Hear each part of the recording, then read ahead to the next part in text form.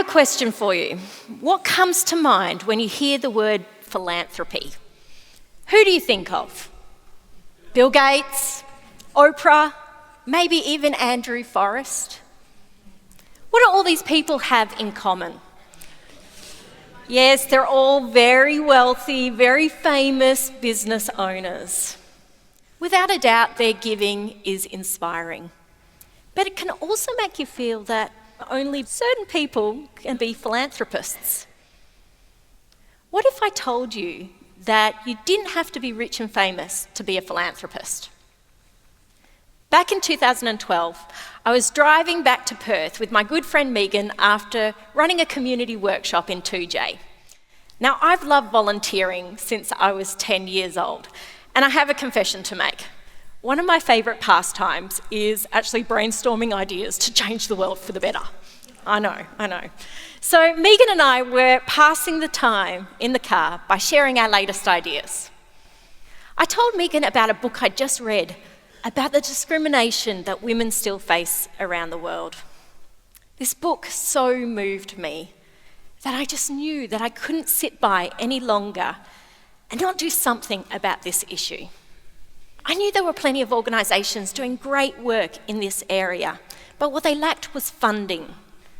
I turned to Megan and said, I'm sure I know 100 women who'd give $100 a month that we could pull together and give away as grants to these organisations. She turned and looked and said, I love that idea. So simple. Let's just do it. Now, at this point in time, Megan and I know nothing about philanthropy. We are passionate volunteers who give our time and expertise to community projects. But in our late 20s at that stage, we'd never really given money like that before. But in that car, we became two women on a mission. We knew to make this idea a reality, we would have to bring a team together. So like any good Gen Ys, we put out a call on social media. We got an amazing response. We thought, maybe we're onto something here. 10 women come to our very first meeting, ready to join the committee. No one had done anything like this before, but this idea had captured all of our imaginations. As we were pulling together the elements of this organisation, it was like a dream team coming together. Smart, passionate women who had all these different skills around the table. That's not to say that it was easy. We had to get our heads around trust deeds, fundraising licenses, tax deductibility, and that was just the beginning. But in 6 months' time, we had set up the foundations of this organisation and we were ready for our first event. Would anyone join us? We had no idea. But 8 months later, at the end of 2014, we had 85 members and $100,000 to give away in our very first year. And here we are, 4 years later, just about to give away our next lot of annual grants. Over 300 men and women from around WA, Australia and the world have given between $300 and $1,200 to 100 women. And together, we've nearly raised $400,000.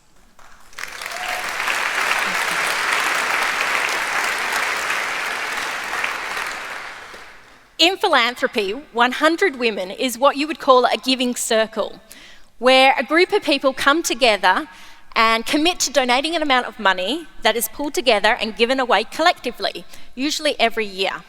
Giving circles are one of the fastest growing trends in philanthropy across the world.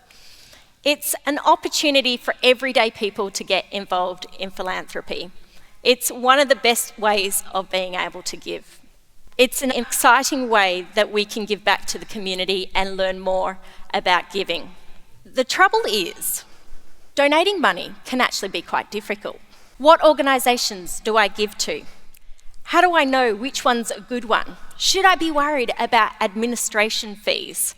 How do I make sure that my donation is getting through to those who need it the most? With 60,000 registered charities across Australia and a few bad apples, it can actually be quite confusing. That's where collective giving can actually make a lot of sense. Coming together with like-minded people, learning from and with each other, leveraging our donations together, and being able to see the impact firsthand. People love to find out more about the grant-making process at 100 Women. You can get involved as much or as little in grant-making as you like. You can join up to this grant subcommittee, read the applications, do the reference checks, and meet and decide on the finalists, or you can simply just add in your vote at the end of the process. I want to tell you about just 3 of the projects that we've been able to fundraise for and give our funds to at 100 Women. In our first year, our smallest grant of $14,400 had a big impact. Now, one of the things that every girl and woman will have to deal with at some point in their lives is their period. Imagine the women in the rural villages of Cambodia, where they have limited access to expensive sanitary products. Most often, it is a choice between food and sanitary products, and you can imagine which one wins out. What would you do if all of a sudden you couldn't afford it? This is what the situation that many women in rural Cambodia find themselves in. The Restore Rose program gave nearly 5,000 women a safe, hygienic and reusable menstrual cup called a rose. This was not just a health project, even though it had many health benefits. This also supported girls to stay in school and women to stay at work. Something that we might all take for granted in a place like Australia can have a huge impact in a place like Cambodia. In our second year, we give $40,000 to the Telethon Kids Institute to support 10 Aboriginal women to become community health researchers. Now, one of the biggest challenges in our regional communities at the moment is the effects of alcohol during pregnancy, which can cause the lifelong fetal alcohol spectrum disorder, or FASD. There is no cure for this, and rates of FASD in our remote communities are one of the highest among the world. The idea of this grant was that the community research would be more effective if it involved Aboriginal women from the local community rather than researchers from out of town. In fact, Telethon Kids Institute have been blown away by the impact of educating local women to be involved in their community research. With our 2016 funding, we give $28,000 to Girls from Oz to work with the Aboriginal girls in Halls Creek. This is an innovative performing arts program that encourages girls to attend and finish high school in a place where less than 13% will finish year 11. It offers high-quality music and dance instructors for 4 weeks during the year.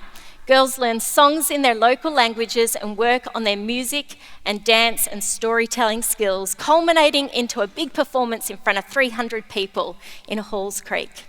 In fact, 10 girls will be coming down to Perth to perform alongside the Australian Girls Choir right here in the Perth Concert Hall. You can imagine what an experience like this will be for a 12-year-old girl from Halls Creek.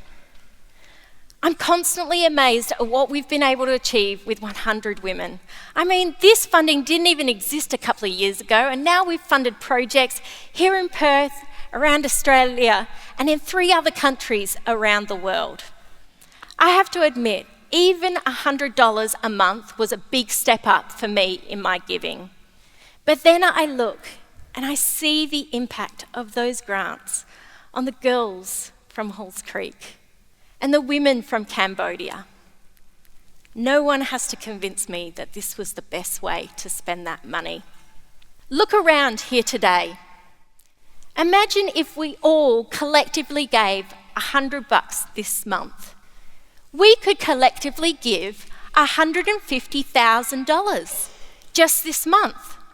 And if we did that for a year, we could grant $1.8 million collectively. How many lives could we change? I believe the power of collective giving has only just begun. I believe it's time to take back the word philanthropy, to get more people involved in giving and directing funds where it's needed most. Anne Frank famously said, "How wonderful it is that nobody need wait a single moment before starting to improve the world. What are you waiting for?" Thank you.